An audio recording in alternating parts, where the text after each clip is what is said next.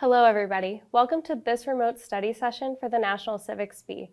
I'm Kayla Ryder, and if you're preparing for the National Civics Bee, you've come to the right place. The National Civics Bee is an annual competition that inspires young Americans to engage in civics and contribute to their communities. This competition is a great way to test your knowledge, develop new skills, and better understand the ideas and events that shape our country. This video was created by the Bill of Rights Institute, the official content partner of the National Civic Bee. At BRI, we are dedicated to educating students like you about the Constitution. Today, we'll walk through the study guide and share strategies to help you study effectively and feel confident, like you're going to crush it on competition day. Let's start with the study guide itself. This guide was designed to help you succeed in the National Civics Bee by deepening your understanding of the principles that shape our democracy. The guide is divided into 10 topics, each focusing on an essential part of civics and government. You will explore principles and virtues, the community and the citizen, the American experiment, the structure of American government, the operations and powers of government, the legislative branch, the executive branch, the court, American citizenship, and civics. Now don't panic, you're going to space this out. You're also going to do what we call interleaving, where you study different periods together, because that actually helps you gain a deeper knowledge of it. Interleaving helps what you learn today to stick in your long-term memory. This study guide is structured to help you build knowledge step by step. So as you go through it, don't just read it and reread it. Engage with the material. If you don't know what something means, that's okay. Underline it, annotate it, because we're going to come back to it. In this video, we're going to highlight key parts of the study guide and show you how to use them effectively to spiral them and better retain and apply what you've learned. So take a deep breath, and let's get ready to dive in. Each topic has a bunch of resources. To begin, let's take a look at the introduction essays. Each topic begins with an introduction essay that provides historical context and explains the big ideas. These essays give you a foundation for understanding how different parts of government and civic life connect. Next, you're going to find the essential and guiding questions. Located at the top of each introductory essay, these questions are designed to help you think critically about the material. Alongside the essential questions, you'll also find the key ideas. The key ideas are really the main takeaways that you need to understand from each topic. Next, we have primary sources. Primary sources are really important in civics and government context. Primary sources like the U.S. Constitution, speeches, or court decisions are an important part of civics. These documents give us direct insight into the thoughts and decisions of the leaders at that time in history. The study guide also has lessons and activities to help you practice. These are great for reviewing key concepts and applying what you've learned in real-world scenarios. Today, let's walk through Topic 9, American Citizenship together. As we walk through American citizenship, I'm going to give you some strategies for reading these essays and coming up with questions of your own. The majority of students believe they are studying when they reread the essay and reread their notes. But research shows that this is a terrible way to learn material with the first read. During your first note-taking session, you typically retain about 80% of the material you'll need to remember. To boost your retention even further, try incorporating active learning strategies such as creating flashcards, drawing diagrams or flowcharts, quizzing yourself, or studying with a small group and testing each other. These methods are far more effective than passive review. Another powerful technique is spacing out your study sessions over time. Instead of cramming for hours at once, break your studying into shorter, focused intervals, around 15 to 20 minutes at a time. This approach helps reinforce what you've learned and improves long-term retention. When you notice your attention is starting to fade, that's a signal to take a break. Switch to a different subject, stand up and stretch, or simply give your brain a moment to reset. One effective technique during study sessions is interleaving, or mixing different topics together. While material is often presented in a specific sequence, your brain strengthens long-term memory by learning to retrieve and apply information from different points in that sequence. This mental flexibility helps you retain and understand content more deeply over time. Don't be intimidated about memorizing stuff. You can memorize it a lot easier in shorter, more consistent bursts, whether you return to it every other day, every day, or twice a day. It's up to you to kind of set the rhythm and the meter and the pacing of this. Remember, slow and steady wins the race here. Don't try and cram everything at the last minute. With this topic on American citizenship, let's take a look at the guiding questions. How does one become a citizen? And what are the rules and regulations that define American citizenship? As we look at these guiding questions, can you rephrase the guiding questions? What other questions do they bring up? One good technique is to read the essay once and then quiz yourself, either using the questions in the study guide or making up your own questions. Retrieving that information is what actually produces more robust learning and memory. And even when you can't retrieve it, when you get the questions wrong, you're still winning. It's giving you an accurate diagnostic about what you don't know, and it's telling you what you need to go back and study. So this helps guide your studying more effectively. And in asking these questions, and asking questions generally, you're trying to explain. Trying to explain helps you create a better understanding, which again leads to better retention, better learning. So instead of just reading and skimming, stop and ask yourself things that make you understand the material. In this document, I had a bunch of questions after reading it. What are good civic habits? How does one become a citizen? It talks about what are the rules and regulations in this essay that define American citizenship. I might have trouble understanding what's the difference between a rule and a regulation. Are they the same thing? How are they different? Do I need to know these differences? If you come across a question that feels confusing or too big to answer, try breaking it down into smaller questions, 3, 4, or even 5. Doing this can bring greater clarity and help you grasp the topic more deeply. Instead of just reading the guiding questions once or twice, use the guiding questions as inspiration. What if you could come up with 5 new questions for every guiding question there is? That's going to make you dive into the reading. Engage with it on a deeper level and really lock in this idea of mastery about this content. Let's jump into the key ideas next. When learning key ideas, I call this academic vocabulary. To help understand the key ideas, I love to use the Freyr model. The Freyr model is a 4-square graphic organizer that helps you activate your background knowledge. You draw a little picture or a graphic of the word and what you think it means.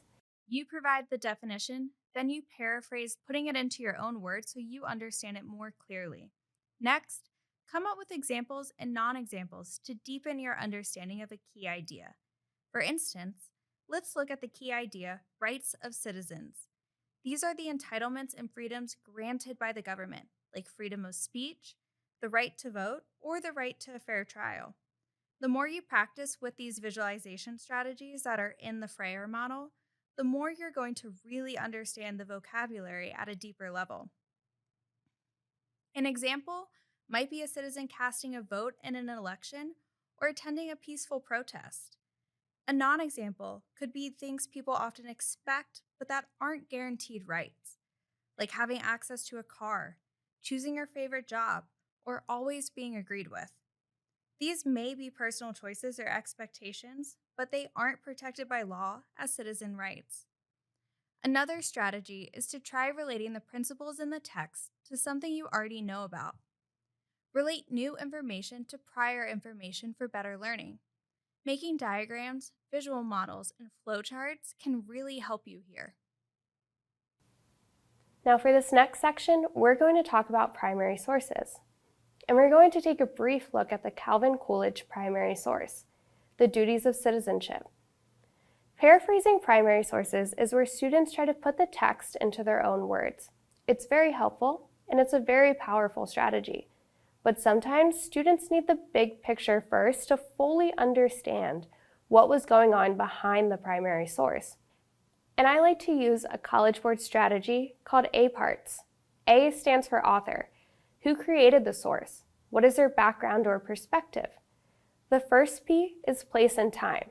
Where and when was the source created, and how might this context affect its meaning? The second P is prior knowledge. What do you already know about the time period or topic that might help you understand the source? A is for audience. Whom was the source created, and how might this affect the message? R is for reason. Why was the source created, and what was the author's purpose? And then finally, the T is the main idea or significance. What's the main point or message of this primary source? And what does it teach us or reveal about that time period or topic? This strategy is one that you need to practice over and over again, so it becomes a habit of mind and you almost use it intuitively when you are examining a primary source. Let's take a look at the graphic organizer. And you know, when we first start this, I look at these words like divorce, public opinion, rule of the people, self-government, and intelligent action, and I wonder, do I fully understand these? How do these help me understand this document? So when you come to that, I would write that in the graphic organizer with a question mark. Like, I need to understand these words fully, so when you look at the author, what do you know about Calvin Coolidge? What do you know is happening in 1924 when he wrote this document? That's really all you need to know here. What's his perspective? What's his background? Help us understand the overall message of the document. For the first P, the place and time, we know it takes place in 1924, but what else is going on in 1924? This is where your prior knowledge is going to help you. Do you understand what it means to be in the Roaring '20s? Do you understand what Prohibition was, who flappers were, or what consumerism was all about? So anything you already know about this era is going to help you understand the duties of citizenship and understand who Coolidge is crafting this message for, and what is his overall message. So next, we look at the A for audience. We kind of wonder, who is the source created for, and how is this going to affect the message? And he talks a lot about voters in here. He talks a lot about what does it mean to live up to the full measure of citizenship, which is a question you have to ask yourself as you are reading this document. You're putting your knowledge about that into this audience. What is Coolidge saying about the right to vote? The next is the reason. Why was the source created? What is the author's purpose about it? And again, what is Coolidge saying about the right to vote? And finally, the T. What is the main idea of this speech? What was Coolidge trying to get across to the audience? I'm sure many of you have seen it before, maybe used it in your classes, but when you use this to interrogate the primary source, you're going to get a greater understanding of it. Next, I want to move on to our other resources and activities. As you know from the study guide, each topic includes links and resources from the BRI website. Let's take a look at this American citizenship topic real quick. We've listed all these additional resources to help you further your studying. So if you feel you don't know everything you need to know about American citizenship, take a look through this immigration and citizenship overview that we've provided. In addition to the 10 topics, you will also need to understand presidential vetoes, key legislations, and landmark Supreme Court cases. Graphic organizers help students condense massive amounts of information into tangible, bite-sized facts. After you've completed these graphic organizers, you can turn them into a variety of flashcards and visual aids that are going to help you explain each case in either 3 minutes or even just 30 seconds. Both of those are going to be beneficial to you and help you with your long-term learning. We learn from teaching others. So if you can draft a 3-minute presentation where you present the Supreme Court case to a peer, to your parents, to your teacher, or your coach, that is going to help you keep the facts straight. If after you've done that, you distill it down to a 30-second soundbite, that's even better. One of my favorite memorizing strategies is, can you condense a Supreme Court ruling into a 6-word story? It's just a story with a beginning, a middle, and an end. But what I want you to think about is, how do you do it with Supreme Court rulings? You have 19 of these to understand. Marbury v. Madison, judicial review declares laws unconstitutional. McCulloch v. Maryland, National Bank says states can't tax feds. You notice I didn't quite hit the 6, and the 6-word story, one was 5, and the other was 7, but that's okay. This is the whole idea of following the sequence where you do a 3-minute presentation and you break that down to a 30-second soundbite, and then you break that down to a 6-word story. The last tip I want to give you is what I call the retell and rhyme activity. If you can take the Supreme Court ruling and turn it into a poem or rhyming couplets, or even what we used to call limericks, this helps here too. This can really turn a dry topic into something fun. To recap these key points, I want you to use this guide effectively. I want you to ask questions. I want you to test yourself. In this study guide, these strategies are going to help you feel prepared and confident for the National Civics Bee. Make sure you space this out. Don't do the 19 Supreme Court cases the night before. Do a little bit every day and keep returning to it. Because remember, repetition locks it into our long-term memory. Lastly, this competition is not just about winning. It's about growing as a civic-minded individual. Keep learning, keep questioning, and most of all, have fun. For more resources, visit our website. Good luck, and we can't wait to see you at the National Civics Bee.